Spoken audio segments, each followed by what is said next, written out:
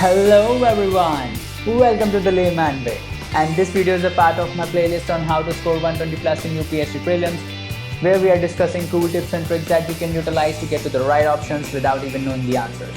And guys, this program is all free, so don't forget to smash the like button, subscribe, and also turn on the notification. Alright, if you want to view our full course, you can always click on the I button in the top right corner and view our full playlist. And guys, if you're following this course, do not forget to leave a comment down below about your progress in the course, guys, so that we can motivate one another. And let's get started. 81 देखते हैं. With the reference to the Constitution of India, just a minute. With the reference to the Constitution of India, क्या बोल रहा है पहला? No high court shall have jurisdiction to declare any central law to be constitutionally invalid. मतलब कोई भी high court जो है वो किसी भी लॉ को any central law to be constitutionally invalid. Again an extreme statement. कोई भी सेंट्रल लॉ को हाई कोर्ट जो है वो इनवैलिड डिक्लेयर नहीं कर सकता. ये तो सरासर गलत स्टेटमेंट है, क्योंकि सुप्रीम कोर्ट और हाई कोर्ट दो ही ऐसे फॉर्मर जुडिशरी के इंस्टीट्यूशन हैं जिनके पास बहुत पावर है ना. तो वो कर सकते हैं, डेफिनेटली कर सकते हैं ना. तो पहला क्वेश्चन गलत हो गया.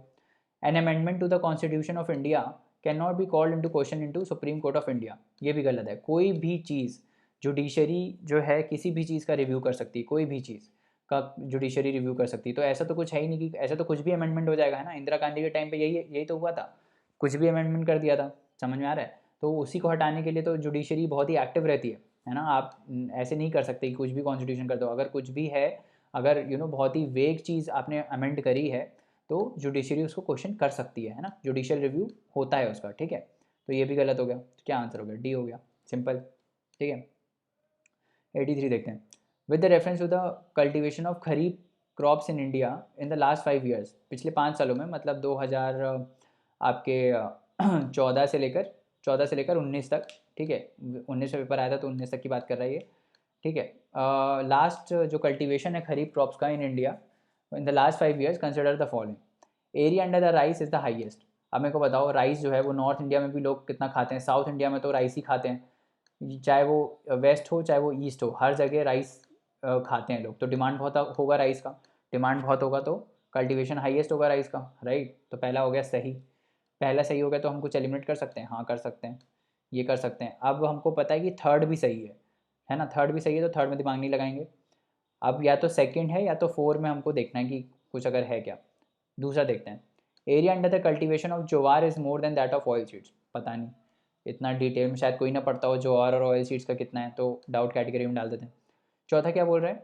Area under sugar cane cultivation has steadily decrease. ऐसा हो सकता है क्या? कहीं भी अगर आपको ऐसा स्टेटमेंट मिल जाए ना, this has steadily increase, steadily decrease, तो ये सब में ना थोड़ा आप कॉन्शियस हो जाया करो, क्योंकि स्टेडी कोई चीज़ बहुत कम होती है. समझ में आ रहा है. इंडिया का पॉपुलेशन लगातार बढ़ रहा है. ठीक है. डिमांड हमेशा बढ़ेगा, चाहे वो राइस हो, चाहे वो शुगर केन हो, चाहे कुछ भी हो. ठीक है. आपका डिमांड हमेशा बढ़ेगा क्योंकि आपका पॉपुलेशन बढ़ रहा है. ठीक है. और स्टेडीली तो इसलिए भी नहीं हो सकता क्योंकि कितने फैक्टर्स होते हैं. स्टडी होने के लिए हर फैक्टर स्टडी होना चाहिए, तभी स्टेडीली इंक्रीज या डिक्रीज होता है ना. आपका क्लाइमेट चेंज ना हो, ड्राउट ना आए कभी पिछले 5 सालों में, है ना, सूखा ना पड़े, तभी तो ये सब एग्रीकल्चर तभी तो सस्टेन कर पाएगा, जब ये सब नेचुरल इवेंट्स ना हो. मतलब कभी एल नीनो नहीं आ रहा है ना, कभी कुछ आ रहा है, मतलब ये सब तो हो ही सकता है ना. एल नीनो हर 7 साल में आ जाता है. ठीक है. तो ये तो बहुत मुश्किल है कि ये जो शुगर केन कल्टीवेशन है स्टेडीली डिक्रीज़ हुआ होगा. ठीक है. हो सकता है इंक्रीज़ हो गया, हो सकता है अभी बीच में पॉपुलेशन बढ़ गई हो और फिर डिमांड बढ़ गया हो तो फिर इंक्रीज़ होने लगा हो, है ना. हेल्थ कॉन्शियस हो गए लोग, जो भी है, कुछ भी है, स्टेडीली कभी इंक्रीज़ और डिक्रीज़ नहीं होता. ठीक है. तो फोर्थ हो गया गलत. फोर्थ अगर गलत हो गया तो आप वैसे भी हटा सकते थे, तो उसका आंसर हो गया ए. ठीक है. मतलब मैं ये नहीं बोल रहा हूँ कि स्टेडीली वाले जो स्टेटमेंट होते हैं वो हमेशा गलत होते हैं, बट जनरली जो ट्रेंड होता है ना वो most of the time zigzag होता है. जहाँ पिछले हम पास्ट पेपर से एनालिसिस कर सकते हैं वो यही कर सकते हैं कि स्टडी वाले जो ऑप्शंस होते हैं जनरली दे आर रॉन्ग. ठीक है. जनरली जैसे extreme statements are generally wrong ना, वैसे ये स्टेडली वाले स्टेटमेंट्स जनरली रॉन्ग होते हैं. ठीक है. तो क्या हो गया? इसका आंसर 1 हो गया. ए, मतलब सॉरी, ए 1 एंड 3. ठीक है. आगे बढ़ते हैं. Consider the following statements. Purchasing power parity exchange rates are calculated by comparing the prices of the same basket of goods and services in the different countries. ठीक है. In terms of PPP dollars India is the 6th largest economy in the world. ये तो गलत हो गया, है ना. 6th तो है ही नहीं. इंडिया वैसे भी 5th है अभी फ़िलहाल, बट पीपीपी टर्म्स मतलब परचेजिंग पावर पैरिटी का क्या मतलब होता है कि मान लो मेरे को यूएस में एक कप ऑफ कॉफ़ी खरीदना है और मेरे को इंडिया में एक कप ऑफ कॉफ़ी खरीदना है, तो कितना मेरे को पैसा देना पड़ेगा। मान लो मेरे को एक कप ऑफ कॉफ़ी यूएस में ख़रीदने के लिए $2 देना पड़ रहा है, ठीक है, और मेरे को यहाँ पे ख़रीदने के लिए एक कप ऑफ कॉफ़ी लेट से ₹50 देना पड़ रहा है। तो मेरा परचेसिंग पावर पैरिटी की अगर हम हिसाब में कंपेयर करें तो $1 का वैल्यू हो जाएगा ₹25। समझ में आ रहा है? बट एक्चुअली में कितना है? एक्चुअली में तो 70 और 75 रुपीज़ के आसपास चलता है ना। तो परचेसिंग पावर पैरिटी में जो है अपनी इकोनॉमी अच्छी है, समझ में आ रहा है, क्योंकि हमारे में स्टैंडर्ड ऑफ लिविंग थोड़ा कम है, चीज़ें सस्ती मिलती हैं, ठीक है। तो वो यही बोल रहा है कि this are calculated by comparing the prices of the same basket, मतलब कॉफ़ी ली, एक कॉफ़ी ली, उसी को हमने कंपेयर किया दोनों कंट्रीज़ में। हाँ, तो ये चीज़ सही है, बट 6th लार्जेस्ट नहीं है, क्योंकि पीपीपी के टर्म्स में इंडिया 3rd लार्जेस्ट है ना। तो था पीपी के टर्म्स में तो इंडिया का जो रेटिंग है वो बेटर है, ठीक है। तो ये इसका आंसर क्या हो जाएगा? ए, ठीक है। आगे बढ़ते हैं। Among the agriculture commodities imported by India, India कुछ एग्रीकल्चर कमोडिटीज़ इंपोर्ट करता है। Which one the following accounts for the highest imports, किस में सबसे ज़्यादा इंपोर्ट है, कौन सी चीज़ सबसे ज़्यादा इंपोर्ट होती है, पिछले 5 सालों में हुई है, ठीक है। चलो देखते हैं। स्पाइसेस, स्पाइसेस इंडिया इंपोर्ट करता है? नहीं, स्पाइसेस तो इनफैक्ट इंडिया एक्सपोर्ट करता है। स्पाइसेस एंशिएंट टाइम से स्पाइसेस ही तो हैं जो इंडिया के बहुत अच्छे हैं। स्पाइसेस हो गया, फ्रूट्स इंडिया इंपोर्ट करता है, पल्सेस, दालें, दालें इंडिया में कितना मैक्सिमम प्रोडक्शन है पल्सेस का, तो इनफैक्ट इंडिया लार्जेस्ट प्रोड्यूसर है, ठीक है। तो वो भी एक्सपोर्ट करता है, इंपोर्ट क्यों करेगा? बचा वेजिटेबल ऑयल्स। तो अगर आप थोड़ा बहुत न्यूज़ फॉलो करते होगे तो आपको पता होगा कि इंडिया जो है वो पाम ऑयल इंपोर्ट करता है, राइट, मलेशिया से, और आपका ये इंडोनेशिया से ये पाम ऑयल इंपोर्ट होता है, और मैक्सिमम रिक्वायरमेंट जो पाम ऑयल का है वो इंपोर्ट के थ्रू ही आता है, ठीक है। तो इसका आंसर हो जाएगा वेजिटेबल ऑयल्स। और अगर नहीं भी मालूम था कि ये इंपोर्ट करता है तो बाकी 3 तो डेफिनेटली इंपोर्ट नहीं करता है, मतलब इंपोर्ट डेफिनेटली नहीं करता, क्योंकि ये तो एक्सपोर्ट्स करता है ना। अभी कितना न्यूज़ में रहता है कि भाई बनाना का पूरा एक ट्रेन कैरेज जो है वो मिडिल ईस्ट में गया, या फिर स्पाइसेस का गया, ये सब आता रहता है न्यूज़, है ना। आगे बढ़ते हैं। In the context of polity, which one of the following would you accept as the most appropriate definition of liberty? ये अच्छा क्वेश्चन है, बेसिक्स पे क्वेश्चन है कि लिबर्टी से आप क्या समझते हो, व्हाट इज़ लिबर्टी, ठीक है। लिबर्टी क्या होता है? अब आप इसके ऑप्शंस पढ़ते हैं। Protection against the tyranny of political rulers, नहीं, ये ऐसा मैच नहीं कर रहा। एब्सेंस ऑफ रिस्ट्रेंट, ये हो सकता है, ठीक है। लिबर्टी यही होता है ना। एब्सेंस ऑफ रिस्ट्रेंट एक चीज़ होती है लिबर्टी में, ठीक है, कि हमारे पास फ्रीडम हो अपॉर्चुनिटीज़ को एक्सप्लोर करने का, चीज़ें एक्सप्लोर करने का अपॉर्चुनिटीज़ हो, फ्रीडम हो। तो फ्रीडम होगा तो रिस्ट्रेंट नहीं होगा, ठीक है, ये हो गया। Opportunities to do whatever one likes, again an extreme statement, whatever one likes. मेरे को कल को किसी का मर्डर करना है तो मेरे पास क्या लिबर्टी होनी चाहिए वो चीज़ की? नहीं, हमेशा चेक्स एंड बैलेंसेस पे काम करता है ना इंडियन कॉन्स्टिट्यूशन। लिबर्टी का मतलब ये थोड़ी होता है कुछ भी कर लो, है ना। तो ये गलत हो गया, ये गलत हो गया। चौथा देखते हैं। Opportunity to develop oneself fully, this is a good statement. अब देखो ये जो बी और डी है दोनों ही सही स्टेटमेंट है, ठीक है, बट इन दोनों में अप्रोप्रिएट, मोस्ट अप्रोप्रिएट कौन सा ऑप्शन है? वो डी है, ठीक है, क्योंकि एब्सेंस ऑफ रिस्ट्रेंट अगर होगा तो इसमें कुछ ना कुछ नेगेटिविटी आ जाएगी। क्यों? मान लो मेरे पास कोई काम करने, it would be same as कि opportunity to do whatever one likes to.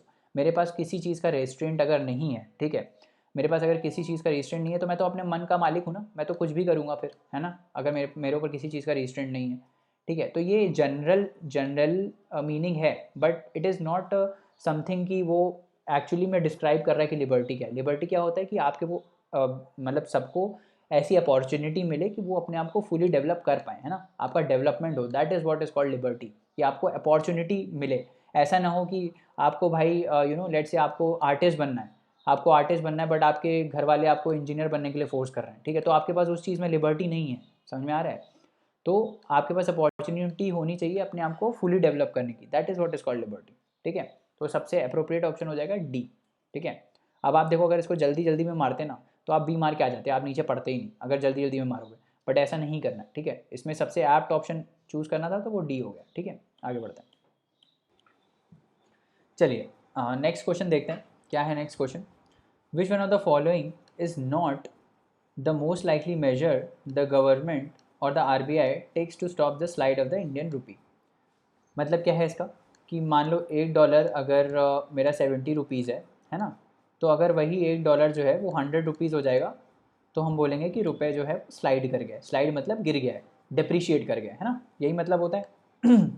तो मेरे को बताओ ये एक्सचेंज रेट मेंटेन कैसे होता है कि इकोनॉमी में कुछ डॉलर होता है ना, और कुछ रुपीज़ होता है, ठीक है। तो जितना डॉलर है और जितना रुपीज़ है वो अगर बराबर मतलब स्टेबल है, जितना डॉलर इकोनॉमी में है और जितना रुपी है, तो ये स्टेबल रहेगा। अगर मान लो डॉलर बहुत कम हो गया, अगर मान लो डॉलर बहुत कम हो गया तो क्या होगा, डॉलर का डिमांड बढ़ जाएगा, है ना, और उसका रेट बढ़ जाएगा। तो पहले अगर मेरे को 70 रुपीज़ में $1 मिल रहा था, अब वो 100 रुपीज़ में $1 मिलेगा, ठीक है। तो डॉलर कम नहीं होना चाहिए इकोनॉमी में। और दूसरे साइड में अगर मैं रुपए का बात करूँ तो रुपए बढ़ना नहीं चाहिए, क्योंकि अगर रुपए बढ़ गया, अगर रुपए की सप्लाई बढ़ गई इकोनॉमी में, तो क्या होगा कि ज़्यादा रुपए हो जाएगा, मतलब रुपए अगर ज़्यादा हो जाएगा तो क्या होगा, डॉलर कम हो जाएगा। कुल मिला के वही तो बात हुई है ना। तो पहले अगर 2 लोगों के पास 70 रुपये थे, अब 4 लोगों के पास 70 रुपये हैं और उनको $1 चाहिए, समझ में आ रहा है। तो रुपए हमको क्या करना है कि ना रुपए बढ़ाना है इकोनॉमी में और ना डॉलर कम करना है इकोनॉमी में। तो वैसे हम स्लाइड को बचा पाएंगे, राइट, वैसे हम स्लाइड को बचा पाएंगे, ठीक है। तो चलो देखते हैं कैसे कर सकते हैं। पहला क्या है, curbing imports of non essential goods and promoting exports. तो जब आप कोई चीज़ इंपोर्ट करते हो बाहर से इंडिया में, तो आप पेमेंट करते हो डॉलर में। जब आप डॉलर में पेमेंट करते हो तो क्या कर रहे हो, आप इकोनॉमी से डॉलर को निकाल रहे हो, मतलब डॉलर कम कर रहे हो। बट ये डॉलर कम कर रहे हो, है ना, ये हमको नहीं करना है, ठीक है। तो ये वैसे ही गलत हो गया, ये इसका ऑप्शन नहीं है कुल मिला के, ठीक है। क्योंकि अगर हम डॉलर जो है, अगर हम इम्पोर्ट कर रहे हैं तो हम डॉलर बाहर दे रहे हैं, और अगर डॉलर बाहर हमने दिया तो क्या हो गया, डॉलर कम हो गया और उसका डिमांड बढ़ जाएगा। अगर डॉलर का डिमांड बढ़ जाएगा तो रुपए स्लाइड कर जाएगा, ठीक है, ये हो गया। तो अगर हम उस चीज़ को कर्व कर देंगे, मतलब हम अगर इंपोर्ट्स को कम कर देंगे, इंपोर्ट्स को हटा देंगे, तो हम ये डॉलर का डिमांड स्टेबल रख पाएंगे, है ना, और रुपए गिरने नहीं देंगे। तो ये सही चीज़ है, ये करेगा सरकार, ये कम करने के लिए। दूसरा क्या है, encouraging Indian borrowers to issue rupee denominated masala bonds. Masala bonds क्या होते हैं, मसाला बॉन्ड्स क्या होते हैं कि भाई मान लो गवर्नमेंट को 140 रुपीज़ का लोन लेना है, ठीक है, गवर्नमेंट को 140 रुपीज़ का लोन बाहर से लेना है। तो गवर्नमेंट मसाला बॉन्ड इशू करती है कि आप हमको दीजिए, मतलब पैसा दीजिए। तो बाहर वाला इन्वेस्टर क्या करेगा, $2 दे देगा, क्योंकि अभी $1 इज़ हाउ मनी 70 रुपीज़। तो वो $2 देगा, $2 इंडियन इकोनॉमी में आएगा, ठीक है।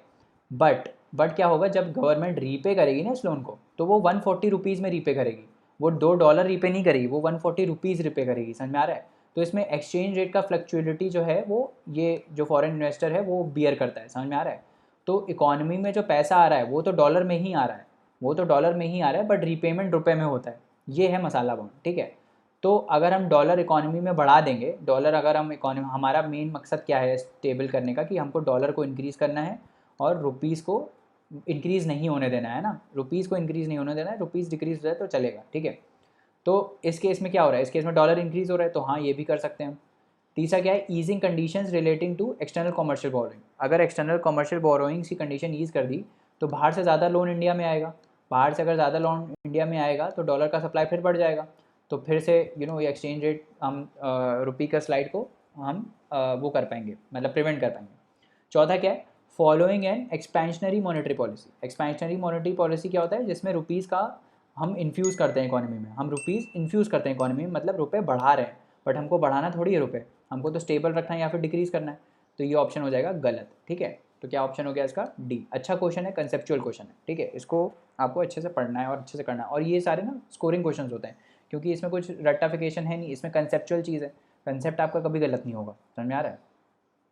88 क्या बोलता है, which of the following adopted a law on data protection and privacy for its citizens known as general data protection regulation in April 2016 and started implementation. अब ये तो करंट अफेयर का क्वेश्चन है, पता है तो पता है, नहीं पता तो नहीं पता है, आगे बढ़ते हैं। कंसेप्चुअल क्वेश्चन देखते हैं। The reserve bank of India RBI जो है उसका recent directive relating to the storage of payment system data popularly known as data दिक्कत command the payment system providers that they shall ensure that entire data relating to payment system operated by them are stored in system only in India। अब extreme statement है, but हम फिर से देखेंगे, क्योंकि ऐसा नहीं कि हर एक एक्सट्रीम स्टेटमेंट गलत होती है, हम पढ़ेंगे। ये क्या बोल रहा है कि फिजिकली जो है सारा डेटा इंडिया में ही स्टोर होना चाहिए। वैसे जो ये चल रहा है डेटा स्टोरेज का चीज़ चल रहा है, उसमें गवर्नमेंट ने यही बोला था कि जो आप डेटा स्टोर कर रहे हो वो इंडिया के अंदर फिजिकली लोकेटेड सर्वर में ही आप स्टोर करोगे, समझ में आ रहा है, आप कहीं बाहर स्टोर नहीं करोगे, ये था प्रपोजल, ठीक है। तो इसमें वो यही बोल रहा है, they shall ensure that entire data relating to the payment system operated by them are stored in a system only in India, ठीक है, इंडिया में ही स्टोर होना चाहिए। दूसरा देखते हैं, they shall ensure that the systems are owned and operated by public sector enterprises. ये तो गलत है, ऐसा कुछ नहीं है कि वो जो फैसिलिटी है जहाँ पे डेटा स्टोर हो रहा है वो सिर्फ PSUs मैनेज करेंगे, ये तो बकवास है, ऐसा कुछ नहीं है। तो 2 गलत है, 2 गलत है तो ये हट गया। थर्ड भी देख लेते हैं। They shall submit the consolidated system audit report to the CAG of India at the end of calendar year. अब कैग थोड़ी इस चीज़ को ऑडिट करेगा, समझ में आ रहा है? कैग तो बड़ी पोस्ट है, ये डेटा स्टोरेज से डील नहीं करेगा, समझ में आ रहा है? तो इसका आंसर हो जाएगा ए। समझ में आ रहा है? आगे बढ़ते हैं। Recently India signed a deal known as action plan for prioritization and implementation of cooperation areas in the nuclear field. Which of the following किसके साथ ये साइन किया है? अच्छा, अब defence cooperation area nuclear field के साथ कौन? अब ये उसमें रिसेंटली किया होगा तो बात है, अब पता नहीं, ये करंट अफेयर का क्वेश्चन है, कोई लॉजिक लगेगा नहीं इसमें। आगे बढ़ते हैं। The money multiplier in an economy increases with which of the following. ये अच्छा क्वेश्चन है ना? मनी मल्टीप्लायर क्या होता है? 1/r, r इज CRR है ना? CRR को डिक्रीज़ करेंगे तो मनी मल्टीप्लायर बढ़ेगा। देखते हैं, इंक्रीज़ तो नहीं है, डिक्रीज़ करना पड़ेगा। Increase in the banking habit of the population, yes, ये सही है। क्यों? कैसे काम करता है money multiplier?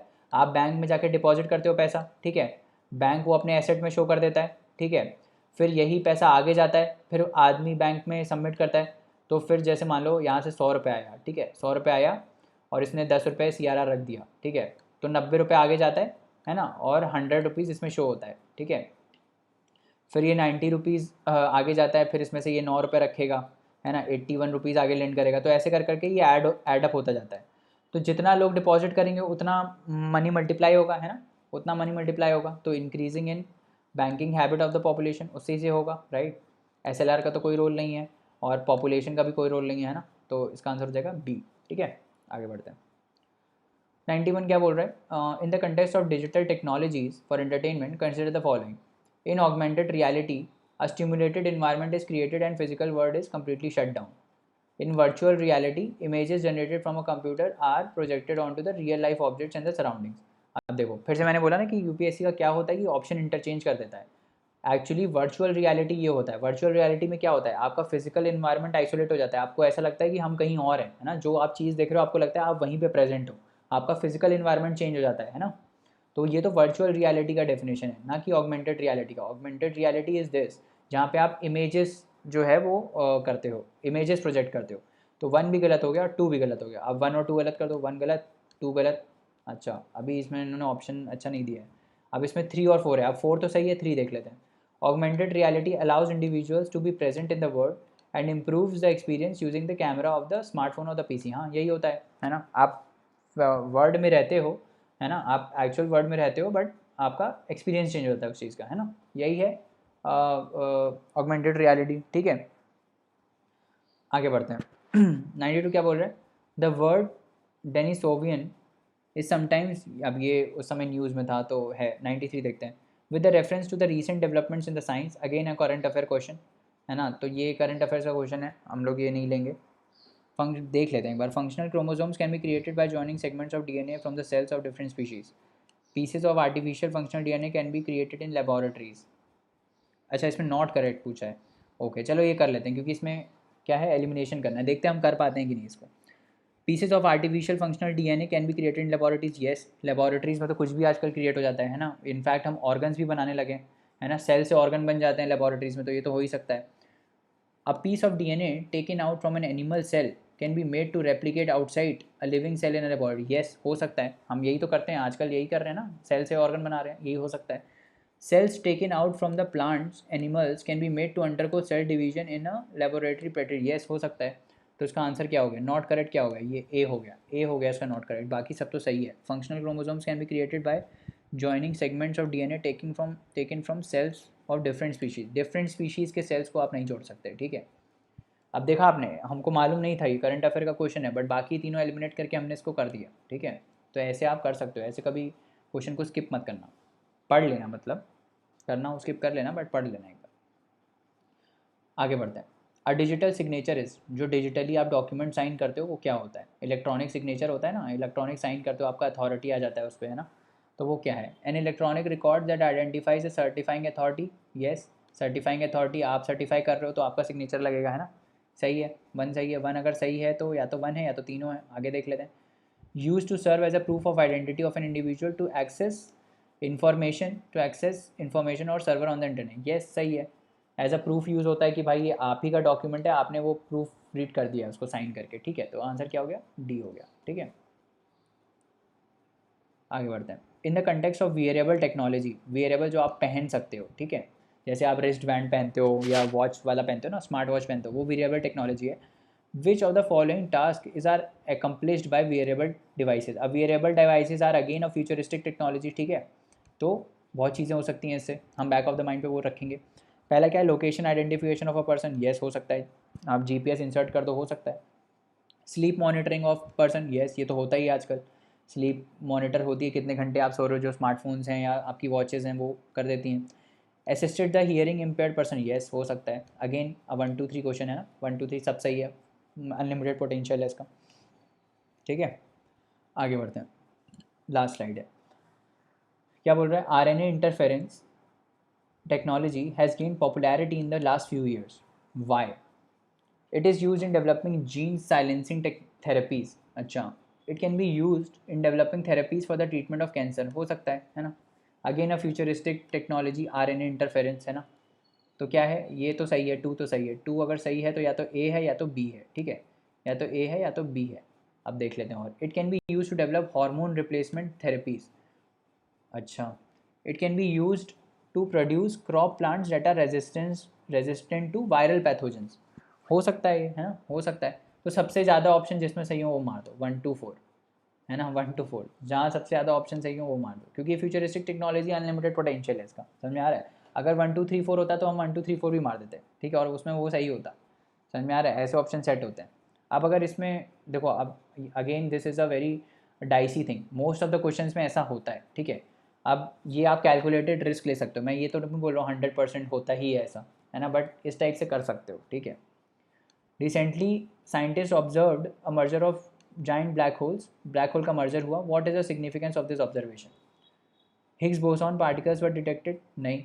Black hole, actually जब ब्लैक होल मर्ज होते हैं ना तो ग्रेविटेशनल वेव्स रिलीज होती हैं, ठीक है, ये साइंस एंड टेक में लोग पढ़ते हैं, मतलब जो अभी रिसेंट टेक्नोलॉजीज आ रही हैं उनमें वो ब्लैक होल्स को आइडेंटिफाई कैसे करते हैं। अगर आपको पता होगा कि ब्लैक होल आइडेंटिफाई कैसे होते हैं, तो वो बेसिकली जो ब्लैक होल से ग्रेविटेशनल वेव्स निकलती हैं ना, उसको ये लोग कैप्चर करते हैं, तो ही हम ब्लैक होल को आइडेंटिफाई कर पाते हैं, समझ में आ रहा है। तो इसका आंसर है ग्रेविटेशनल वेव्स, ठीक है। ब्लैक होल को हमने डिटेक्ट ही ऐसे किया है, समझ में आ रहा है।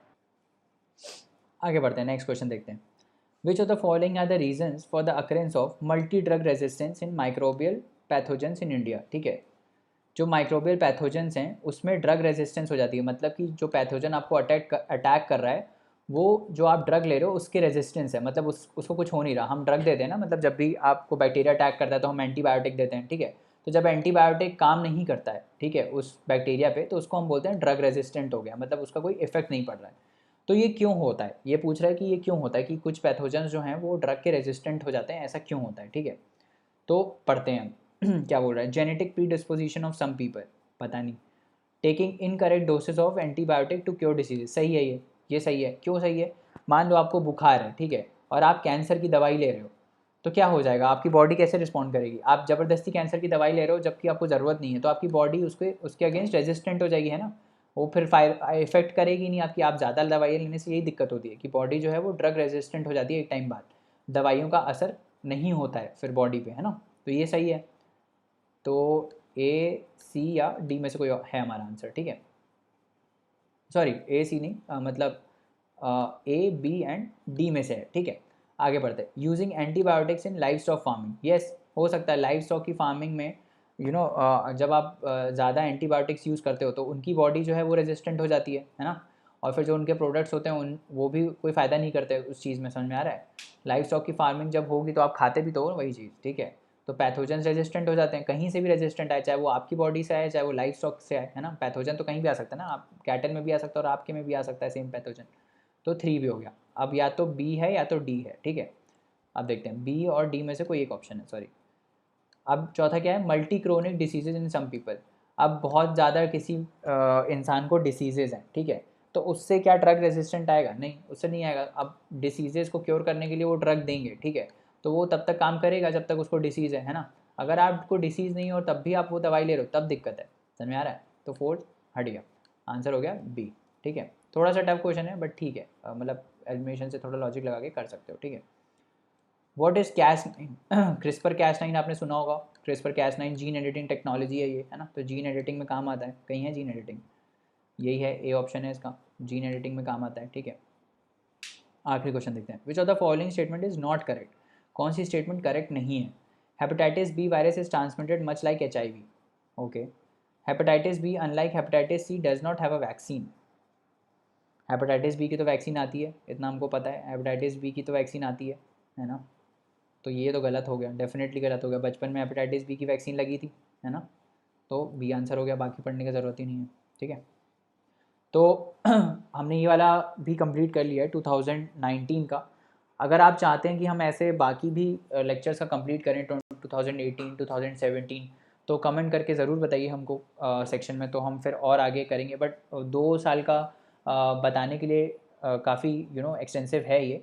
आगे हम वो वाले क्वेश्चन डिस्कस करेंगे जिसमें और ट्रिक्स यूज़ हो रही हैं, कुछ कुछ ट्रिक्स इसमें कवर नहीं हो पाई हैं, है ना, तो वो हम आगे और लेक्चर्स में देख लेंगे, ठीक है। तो मतलब जब तक आप प्रीलिम्स देने जाओगे उससे पहले आपको सारी ट्रिक्स हम एक PDF में अरेंज करके दे देंगे, और आपको उसको एक बार देख के चले जाना कि at the back of the mind आप ये रख लेना वो ट्रिक्स, ताकि आप अच्छे से सॉल्व क्वेश्चन कर पाओ।